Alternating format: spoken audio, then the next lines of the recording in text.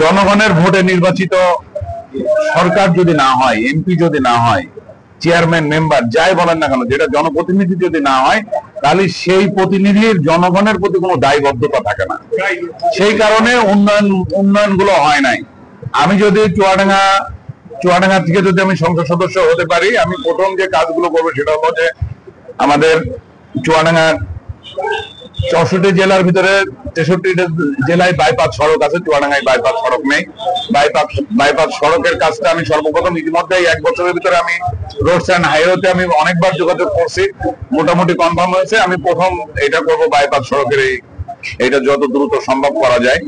পাশাপাশি হচ্ছে যে হাসপাতালে এখানে চিকিৎসার মান খুবই খারাপ এবং এখানে হাসপাতালে বিভিন্ন ধরনের লুটপাট, অপচয়, স্থানীয় ডাক্তার থাকার কারণে রোগীদের ঠিকমতো ট্রিটমেন্ট না দিয়ে স্থানীয় ভাবে তারা নিজস্ব ক্লিনিক খুলে ব্যবসা বাণিজ্য করে স্বাস্থ্য সেবার যে ক্ষতিগ্রস্ত করছে, চিকিৎসার বিষয়টা আমি দেখব।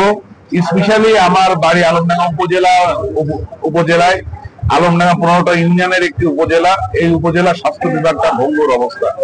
এখানে আপনার সমস্ত রোগীরা 80% রোগীরা সেবার জন্য কুষ্টিয়া অথবা রাজশাহীতে যায়।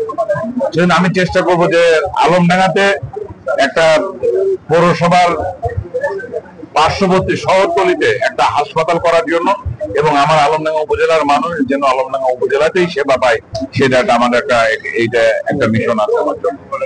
তারপরে হলো যে আপনি চুয়াডাঙ্গাতে যেটা 50 বেড থেকে 250 বেড হয়েছে, কাগজ কলমে 250 বেড, কিন্তু তার কর্মচারী এবং ডাক্তার এবং তার কোনো কিছুই 250 বেডে নাই এবং সেটা এখনো বাস্তবায়িত হয় নাই।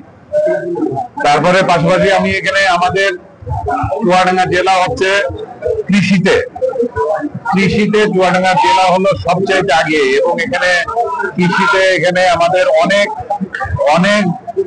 হলো কৃষি বীজ, সারা বাংলাদেশের যত বীজ কালেকশন করা হয় তার ভিতরে 70% বীজ হলো চুয়াডাঙ্গা থেকে কালেকশন করা হয়, ধান, গম, এই বীজগুলো। এখানে আমি একটি কৃষি বিশ্ববিদ্যালয় করতে চাই। এখানে যেহেতু আমাদের এখানে বেসরকারি বিশ্ববিদ্যালয় নাই এবং ভালো শিক্ষার মানের কোনো কিছু নাই, সেজন্য আমরা একটা বেসরকারি বিশ্ববিদ্যালয় করতে চাই, করে আমাদের এই চুয়াডাঙ্গার মানুষের উন্নয়ন করতে চাই। এই পাশাপাশি আরো যে বিষয়গুলো আছে, শিক্ষার যে বিষয়গুলো আছে, শিক্ষা বিগত সরকারের সময় শিক্ষার মান একদম শূন্যের কোটায় পৌঁছায় গেছে।